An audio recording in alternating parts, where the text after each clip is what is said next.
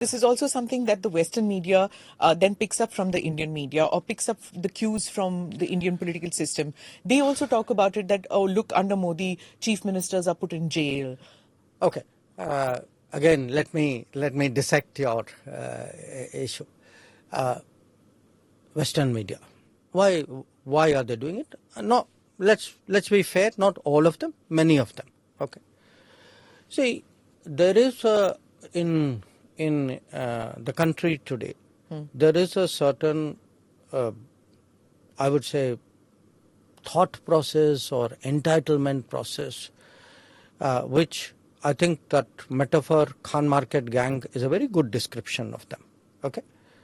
Now, you may or may not realize it. I want to tell you there's an international Khan Market gang as well. These are people who are sort of linked, to the entitled people out here. They are socially comfortable with them. They know them. They feel like them. They advance similar viewpoints. They are essentially a kind of a elitist left-lib thought process. So there's a symbiotic relationship between the two. So I think when the sales are down in the domestic Khan market, the international Khan market gang feels, look, I need to pep up these guys and give them support.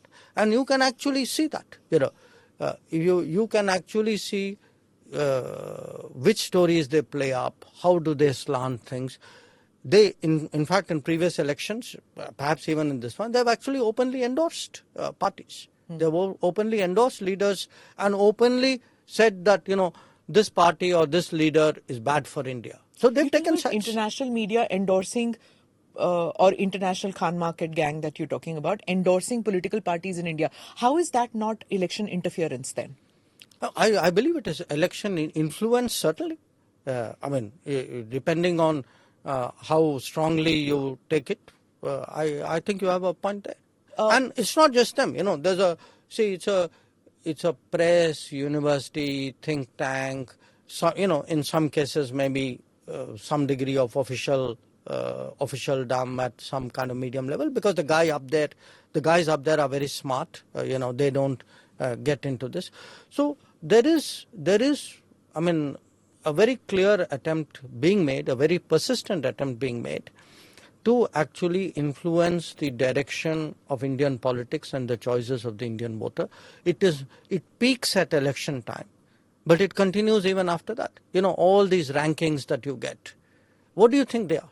They're all an attempt to demoralize you, delegitimize you, to kind of shape, all these things are wrong with India because India is going to give them a result they don't like. And it's difficult to forget about countering. It's difficult to not get influence because there is a systematic, bombardment of information like this. First from the foreign media, then domestic media, then think tank, then university level conversations, which happen. So somewhere you think maybe it's right what they're saying. Well, it would be if it were not contested. Is it contested? I think it is contested. Certainly, many people like me try to do our bit. I think many others do as well. So I think today this country is confident enough. Look, I've been very clear on one thing. A lot of these influence attempts, we recognize it for what it is. We will counter it, but we will certainly call it out so that people know what this is about. And I think our own counters then develop. When I, again, in the course of my campaigning, this issue comes up a lot. And I can tell you, people, the Indian public by and large recognizes it for what it is. Nobody came up to you and said, which I noticed, that when Farooq Abdullah said that Pakistan se baat karna chahiye, wo nuclear country hai, unke paas bomb hai, wo chudiyan nahi pehni hui, ghar mein ghus ke marne se. But I noticed that nobody in the interactions with you came around and said, hey, he has a point of view. Why don't you talk to them? Why do you think that happened? Look, in respect of what Dr. Farooq Abdullah said, I think the remarks he made in a way give you a sense of the thinking. Okay, this respect for Pakistan's bomb, this advocacy of don't do anything. This is also the advocacy we saw at 26/11. Terrible attack on us. We are outraged, but we have decided after careful deliberation to do nothing. Because it is a desire to conciliate Pakistan, to appease Pakistan, because somewhere in their minds everything is linked. Vote bank is linked.